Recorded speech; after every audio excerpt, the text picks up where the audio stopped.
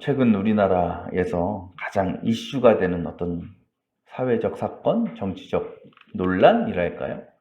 그걸 뽑으라면 대장동 개발 사업 논란이라는 것일 겁니다. 또 그 안에서 또 어떤 논란이 또 크게 일어났냐면 한 국회의원 아들이 이제 퇴직금으로 어마어마한 돈을 받았다라는 그것 또한 논란이 되었습니다. 뭐 다 보셔서 아시겠지만 그 국회의원 아들은 그 사업 논란을 겪고 있는 그 회사에서 약 7년 정도를 근무를 하였고 또 대리로 퇴직을 했다고 합니다. 그럼에도 불구하고 회사를 그만두면서 퇴직금 명목으로 약 50억 원의 돈을 받았다라는 것. 아직도 이 사건에 대해서 한쪽에서는 아버지 국회의원에 대한 뇌물이다라고 주장하고 있고 또 반대쪽에서는 정당한 방법으로 지급된 퇴직금이다라고 이야기하고 있습니다. 모르겠어요. 뭐 조사를 해보고 알겠지만, 근데 솔직히 이게 정당한 절차를 거친 퇴직금이라 할지라도 그 금액이 50억이라는 거는 그 누구도 납득이 되지 않을 겁니다. 이해가 될 수 없을 겁니다. 그래서 이 사건에 대해서 많은 사람들이 그에게 이렇게 의심을 하는 거죠. 그 50억의 퇴직금은 그의 아버지의 영향력과 지위 때문이다라는 겁니다. 그리고 그로 인해서 그 아버지 된 국회의원은 이제 어떤 책임을 지고 이제 속해 있던 정당을 이제 탈당을 하게 되었죠. 그래서 좀 상식적이지 않은 일입니다. 근데 만약 그의 아버지가 국회의원이 아니었다라고 하면 그냥 그저 평범한 직원이었다고 하면 그만한 돈을 퇴직금으로 받는 것이 가능했을까요? 절대 그거는 불가능했을 거라 생각합니다. 그러니까 뭐 너무 넘겨짚은 얘기인지 모르겠지만 제 생각할 때는 한마디로 정말 아빠 찬스, 오늘 말씀 제목처럼 아빠 찬스로 엄청난 특혜를 받은 게 아닐까라고 의심할 수밖에 없는 겁니다. 근데 보통 뭐 이런 사건, 이 사건뿐이겠어요? 이 세상을 보면 여전히 사회적으로나 정치적으로나 내 능력보다는 어떤 부모의 능력과 부모의 지위로 인해서 큰 부와 명예를 누리는 사람들이 참 많습니다. 교회도 그래요, 교회도. 지금 감리교는 세습법이 금지가 됐어요. 그러니까 아버지 목사님이 아들에게 교회를 물려주는 것이 법적으로 금지되어 있습니다. 뭐 금지됐다고 해도 뭐 이런저런 뭐 편법을 써가면서 하는 분들도 있지만, 근데 이미 저는 의미가 없는 게 이미 세습을 통해서 문제가 될 만한 교회들이 이미 다 세습을 했어. 우리가 잘 아는 그런 큰 교회들. 그러니까 보면 참 그래요. 그냥 물론 그 아들도 믿음이 있는 사람이고 또 그만한 능력이 있다고 생각은 하지만 그럼에도 그냥 아버지가 그 교회 목회자가 아니었으면 과연 그 교회를 물려받았을까? 아닐 거라는 거죠. 그러니까 그런 걸 보면서 우리가 그런 사건들을 보고 그런 사람들을 보면서 분노하게 되죠. 어떻게 저럴 수 있냐 손가락질 하게 됩니다. 하지만 그러면서도 또 마음에 어떤 마음이 들어요? 어이구 부러워라. 나도 저런 부모 덕 한번 보고 싶다 라는 마음이 솔직히 우리 가운데 있다라는 겁니다. 오늘 말씀 보니까요 한 거지가 등장하는데 바디메오라고 소개하고 있습니다. 이 거지는 태어날 때부터 선천적인 시각 장애인이었어요. 근데 앞을 못 보는 사람이 할 게 뭐 있겠습니까? 평생을 그냥 길거리에 나가서 구걸만 하고 살았습니다. 근데 하루 이날도 평소대로 정해진 자리에 가서 구걸을 하고 있는데 그때 그 자리에 누가 지나가요? 예수님이 지나간다는 그런 소식을 듣게 된 겁니다. 그러니까 예수님이 지나가실 때마다 가실 때마다 늘 수많은 사람들이 몰려다녔잖아요. 에워쌌잖아요. 그러니까 눈은 안 보이지만 귀로 아는 거야. 아, 지금 엄청난 일이 벌어지고 있구나. 수많은 사람들이 몰려다니고 있구나. 그래서 물어본 거예요. 왜 이렇게 시끄럽습니까? 왜 이렇게 소란스럽습니까? 뭐라고 대답해줘요? 아, 지금 예수님이 지나가셔요. 그래서 지금 난리가 난 거예요.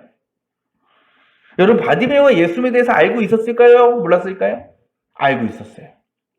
예수님은요, 그 당시 그 지역뿐만 아니라 전국에서 일명 요새 말로 하면 핫한 사람이에요. 핫한 인물이었어요. 그래서 어디를 가도 이 예수님에 대한 이야기를 쉽게 들을 수 있었습니다. 우리가 뭐 하나 핫한 주제 생기면 어디를 가도 그 얘기 하잖아요. 그죠? 오징어 게임, 그죠? 어디를 가도 오징어 게임. TV를 봐도 오징어, 카페를 가도 오징어, 무슨 마트를 가도 그거 관련된 제품들. 그러니까 바디메오도 거기서 구걸하면서 주변의 사람들이 예수님에 대해서 이야기하는 것들을 듣고 싶지 않아도 들려. 그냥 알게 되는 거예요. 근데 사람들이 어떤 이야기를 했겠어요? 예수님에 대해서. 예수님의 기적, 예수님의 능력에 대해서 이야기를 한 거예요. 그러니까 야, 예수님이 어디 마을에 가서 안전벨기 일으켰대. 죽은 자가 살렸대. 예수라는 사람이. 그 얘기 듣는 거예요. 그런 얘기를 들으면서 이 바디메오가 마음속에 어떤 생각을 하겠어요? 야, 저렇게 능력 많은 예수님이라는 사람 나도 한번 만나고 싶다. 나도 한번 저 예수님 만나서 내 날 때부터 멀어진 이 눈을 띄우고 싶다. 라는 소망을 갖고 있지 않았겠습니까? 그런데 마침 예수님이 자신이 있는 곳을 지나가신다라는 거예요. 그걸 듣는 순간 바디메오는 직감적으로 아는 거죠. 뭘? 야, 지금이 내 문제를 해결할 수 있는 마지막 기회다. 곧 바디메오는 예수님을 만나야만 했던 거예요. 근데 예수님 만나는 일이 쉽지가 않습니다. 먼저 바디메오가 어떡합니까? 예수님께서 지나가신다는 얘기를 들으니까 보이지도 않지만 무작정 소리 지르고 보는 거야. 예수님 들으라고. 예수님, 저 여기 있어요. 저를 불쌍히 여겨주십시오. 거리도 사실 잘 몰라. 그러니까 얼마나 목이 터져라 외쳤겠어요. 그런데 그 다음에 어떤 일이 벌어집니까? 그곳에 모인 많은 사람들이 책망하고 꾸짖죠. 시끄럽다고, 조용히 하라고. 여러분, 이 주위 사람들에게 책망을 받는 이 경험은 바디메오에게 그냥 싫은 소리 한번 듣고 지나가는 그런 경험이 아니에요. 그동안 바디메오가 살았던 그 인생을 한번 생각해 보세요. 바디메오는요, 늘 소외당했어요. 늘 사람들로부터 외면당하는 삶을 살았습니다.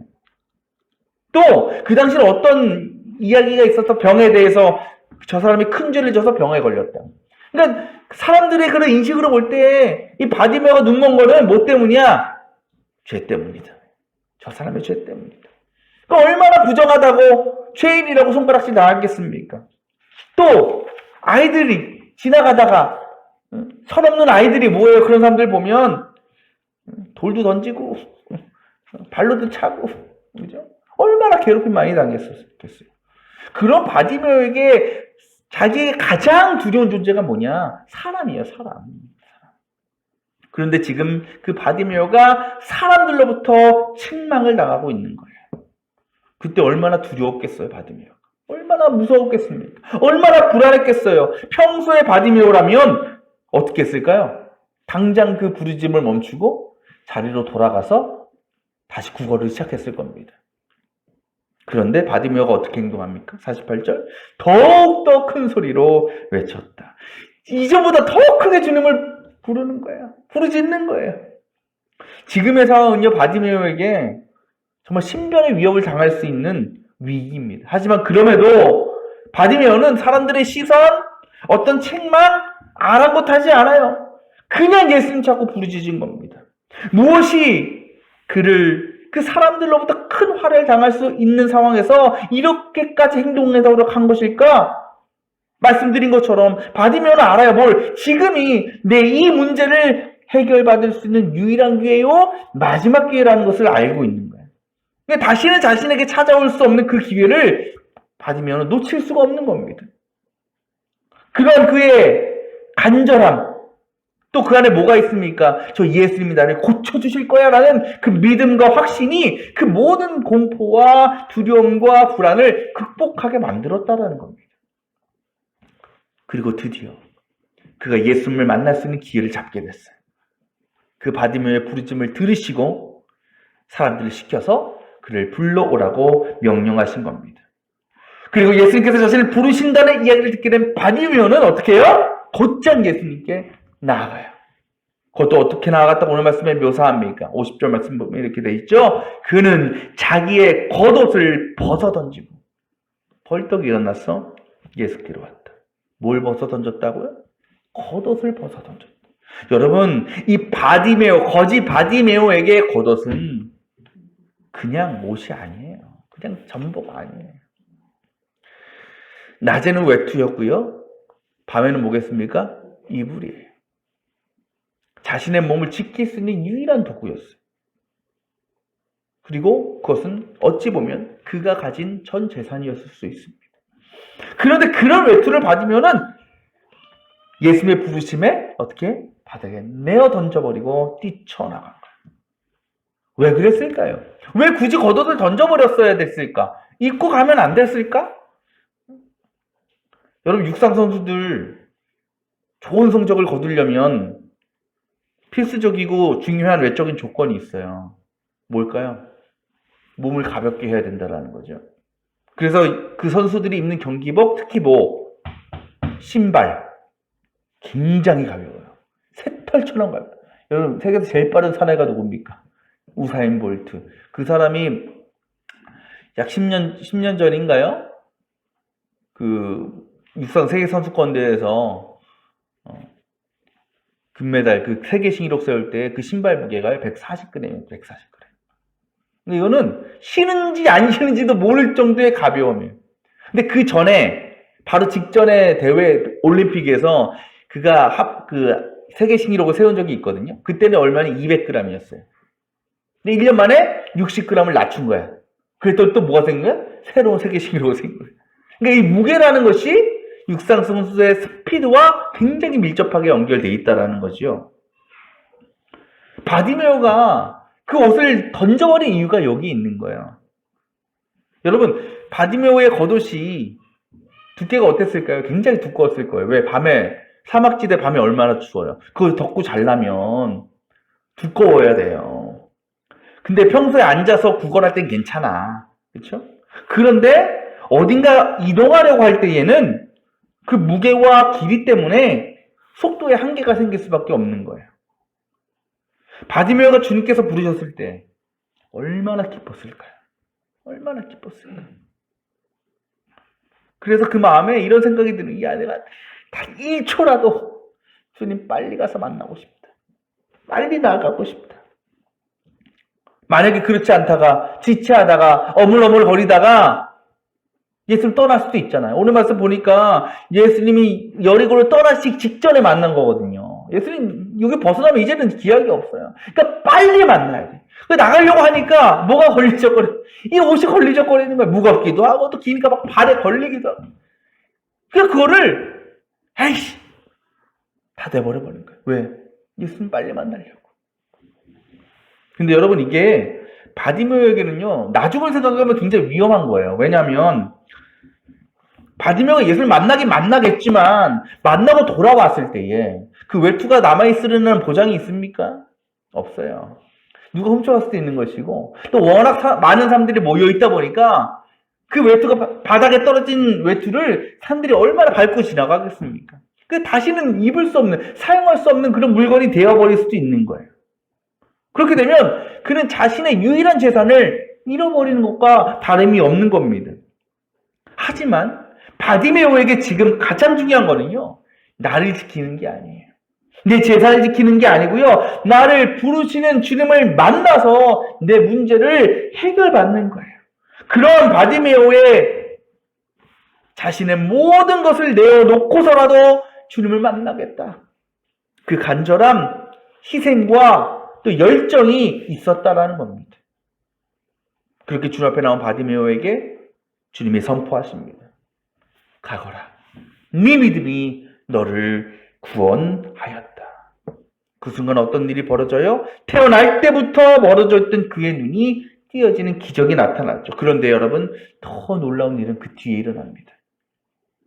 여러분, 바디메오의 입장에서 처음 내가 내 눈으로 세상을 보게 되었을 때 얼마나 감격스럽겠어요. 얼마나 신기하고 얼마나 놀랐겠습니까? 제가 만약 바디메어였다면 눈을 뜨고 나서 어떻게 했을 것 같냐면, 한 번도 보지 못했던 이 세상의 모습들, 그래서 한 번도 경험해 보지 못한 이 수많은 세상의 즐거움을 누리기 위해서 떠났을 것 같아요. 여행도 가고, 그죠? 캠핑도 가고, 친구들도 만나고. 왜? 처음 보니까 얼마나 볼 게 많아, 얼마나 신기해요. 얼마나 즐거운 게 많아요. 하지만요, 바디메오는 그러지 않았습니다. 그 모든 세상적인 즐거움과 만족을 내려놓고 뭐 했다 그래요? 그는 예수가 가시는 길을 따라갔다. 다시 세상으로 돌아온 게 아니고 다시 구걸하던 자리로 돌아온 게 아니라 주님을 따라간 거예요. 자신의 그 치유받은 눈을 가지고 세상의 즐거움을 바라본 것이 아니고 자신의 욕망을 채우기 위해 사용한 것이 아니고 누굴 바라봐? 주님을 바라봤고 또 주님을 따라갔다라는 건 뭡니까? 주님의 제자가 되었다라는 거죠. 주님이 바라보시는 사람들을 바라볼 수 있게 되었다라는 거예요. 이것은 무엇을 의미합니까? 주님은 바디메오의 육신의 눈만이 아니라 영혼의 눈, 영적인 눈까지도 환하게 밝혀주셨다라는 겁니다. 그렇게 평생을 남의 돈이나 구걸하며 살던 그렇게 불행한 인생이었던 바디메오는요, 주님을 만난 후 육체적으로, 영적으로 완전히 변화되었어요. 영원한 생명을 얻게 된 자가 되었고, 더 나아가서 이전에 자신의 모습과 같이 살아가던 수많은 영혼들을 살리기 위해서 예수를 따르는 제자가 되는 영광을 누리게 되었다는 것입니다. 저는 서두에 소위 아빠 찬스를 사용해서 엄청난 부와 명예를 차지한 사람들에 대해서 말씀을 드렸습니다. 아마도요, 제가 생각할 때에 그런 사람들과 가장 동떨어진 삶을 살았던 사람을 성경의 인물을 뽑으려면 바디메오가 아닐까 싶어요. 여러분, 바디메오는요, 어느 정도냐면 이름도 없어요. 이름도. 아닌데요, 오늘 말씀에 바디메오라고 소개하고 있는데요, 여러분, 바디메오는 그의 이름이 아니에요. 오늘 말씀 한번 볼까요? 이렇게 기록되어 있어요. 46절 뒤에 보면 디메오의 아들 바디메오다 그랬어요. 이건 바디메오 이름이, 바디메오라는 뜻이 뭐냐면 디메오는 사람 이름이에요. 앞에 디메오의 아들 나왔으니까. 근데 앞에 바가 뭐냐? 바가 아들이에요. 아들이라는 뜻이에요. 그러니까 그게 이름이 아니고 그냥 뭐라고 불린 거예요? 디메오의 아들이다 라고 불린 거예요. 이것은 무엇을 의미합니까? 이름이 없었다라는 거예요. 그 흔한 이름조차 소유하지 못하고 살아갔던, 그죠? 누구누구 아들 그지? 그렇게 불렸던 사람이 바디메오예요. 여러분, 이름이 얼마나 중요합니까? 그렇죠? 누가 그렇게 얘기하더라고. 전문가가 결혼한 사람, 부부가 있으면 이름을 그렇게 불러주래. 저도 이름 부르려고 노력하고 있는데, 제가 이종원 성도님, 김범 집사님 보면, 종원 성도님 보면 참 이름을 이렇게 부르더라고. 사모님 부를 때. 그러니까 애기 낳고 이렇게 하다 보면 어떻게 불려요? 누구누구 엄마, 그죠? 누구누구 엄마, 누구누구 아빠, 누구누구 딱 이렇게 불리잖아요, 그죠? 이름 부르라고. 근데 받으면 그렇게 불려질 이름도 없어. 이름도 없어. 그러니까 부모가 이름도 안 지어준 거예요. 그리고 또 태어나면서 장님이었다 그러잖아요. 그죠? 선천적인 거예요. 선천적이라는 거는 부모의 영향이 많다라는 거 아니겠어요? 그러니까 이 바디메오가 평생을 누구를 원망하며 살았을까? 부모 원망하며 살았을 거예요. 그 바디메오의 아버지가 장님이라는 소리는 없지만 어쨌든 나를 장님으로 태어나게 한 내 부모에 대한 원망, 불만, 아주 분노 가득하지 않았을까요? 그러니까 바디메오는 평생을 자기 부모로부터 어느 것 하나 받고 누린 게 없는 가장 비참하고 가장 불행한 인생이었다는 것입니다. 하지만 누가 그를 부르셨다고요? 하나님께서, 주님께서 그런 바디메오를 택하시고 부르셨어요. 육신의 아버지가 아니라 이제는 영적인 아버지가 되신 거예요, 예수님이. 그 영적인 아버지 예수님이 그를 부르셔서 그의 육신의 문제, 영혼의 문제를 해결해 주시길 원하셨다라는 겁니다. 그리고 바디메오는 그 주님의 부르심에, 그 아버지의 부르심에 즉시 응답하고 모든 것을 내려놓고 주님 앞에 달려갔고, 그것을 통하여 자신을 평생 괴롭히던 육신의 문제, 또 영혼의 문제에서 자유를 얻게 되었다라는 겁니다. 한마디로 얘기하면 이 바디메오는 자신에게 단 한 번 찾아온 하나님 아버지 찬스, 아빠 찬스를 제대로 잡았다라는 겁니다. 여러분, 이 세상을 보면 얼마나 많은 바디메오가 있는지 모릅니다. 육신의 눈을 뜨고 있지만 여전히 영의 눈이 멀어진 채로 하나님이 아니라 세상이 나를 구원해 줄 거라고 믿고 물질에, 명예에, 권력에 손을 내밀고 손을 벌리며 살아가는 사람들. 심지어 때로는 우리들조차도 온통 세상적인 것만을 구하고 그것으로 내 만족과 기쁨을 채우려 할 때가 너무나 많습니다. 그러면서 여전히 나아지지 않는 내 형편과 처지를 바라보면서 이 세상을 원망하고 또 누굴 원망해? 부모를 원망하기도 하는 거죠. 그런 우리들에게 어떤 평화가 있고 어떤 기쁨이 있고 어떤 만족이 있겠습니까? 어떻게 우리의 입에서 감사를 고백할 수 있겠습니까? 지금 여러분의 삶과 영혼의 상태를 돌아보시길 바랍니다. 혹시 여전히 온통 세상적이고 인간적인 기준으로 나를 바라보고 판단하고 있지는 않는가? 그래서 지금 내가 누리고 살고 있는 것에 감사하고 기뻐하기보다는 내가 더 가지지 못하고 더 누리지 못하고 부모도 보지 못했다는 것에 대한 불평과 원망이 내 안에 있지는 않는가? 사랑하는 여러분, 참 안타까워요. 저와 여러분의 아버지는 국회의원도 아니고 장관도 아니고 부자도 아니에요. 참 안 됐습니다, 저나 여러분이. 또 우리 아버지는 큰 교회 목사도 아니야. 참. 하지만 우리에게는 세상 무엇과도 비교할 수 없는 가장 크고 가장 놀라운 능력을 소유한 아버지가 계시잖아요. 하나님 아버지 계시잖아요. 오직 하나님 아버지만이 우리에게 영원한 생명을 주시는 분이고 또 천국의 주인이 되게 하시는 것 아니겠습니까? 뿐만 아니라 그 천국의 삶을 이 땅 가운데 미리 맛보게 살게 하신다라는 겁니다. 그것이 어떤 삶일까요? 우리의 삶의 모든 순간 동안 심지어 삶의 문제와 어려움이 가득한 가운데서도 기쁨을 고백하고 감사하고 만족할 수 있는 평화를 누리며 살아가는 것이 바로 하나님 나라를 살아가는 우리들의 인생이라는 겁니다. 그런 얘기 있죠. 힘들 때 웃는 자가 뭐다?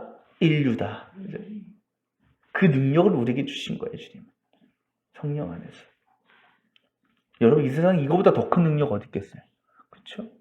이거보다 더 큰, 이것만큼 사람들이 부러워할 그게 어디 있겠어요? 힘들고 어려운데도 감사해. 기뻐해. 하나님이 나와 함께 하셔. 하나님 아버지가 세계를 열어주실 거야. 늘 희망 가운데. 그렇게 고백하는 삶을 살아갈 때에 여러분이 그렇게 살아가면요. 여러분 주위에 믿지 않은 영혼들이 여러분을 통해서 주님을 바라본다는 거예요. 도대체 저 사람이 믿고 예배하는 하나님이 누구길래 저런 사람 속에서 살면 감사할 수 있을까? 나도 정말 그렇게 살고 싶다. 나도 그렇게 늘 기뻐할 수 있으면 얼마나 좋을까? 바라기는 우리 모두 성도들의 삶과 영혼 가운데 감사의 능력, 기쁨의 능력, 평안의 능력이 충만하시기를 원합니다. 그를 위해서 하나님께서 늘 우리를 찾고 부르고 계시는 거예요. 그 부르심에 즉시 주님께로 나아갈 수 있기를 바랍니다. 혹 그 길을 가로막고 있는, 그 길을 걸리게 하는 마치 바디메오의 거듭과 같은 인간적인 생각과 기준이 있다면 그 순간 그 모든 것들을 내려놓고 주님께로 나아갈 수 있는 믿음과 결단이 있기를 원합니다. 바로 주님께서 우리에게 허락하시는 하나님 아버지라는 그 아빠 찬스를 놓치지 말고 사용할 수 있어야 되는 겁니다. 그래서 우리가 살아가는 이 세상에서 날마다 천국의 삶을 살아가는 것이고 더 나아가 바디메오에게 그러하셨듯이 너의 믿음이 너를 구원하였다라고 말씀하셨듯이 그렇게 우리의 믿음을 통해서도 여전히 일하시는 그리고 하나님의 계획과 뜻 안에서 우리의 모든 삶의 문제 또한 놀랍게 해결되어지는 그 은혜를 경험하는 우리 모든 성도들이 되시기를 축원합니다.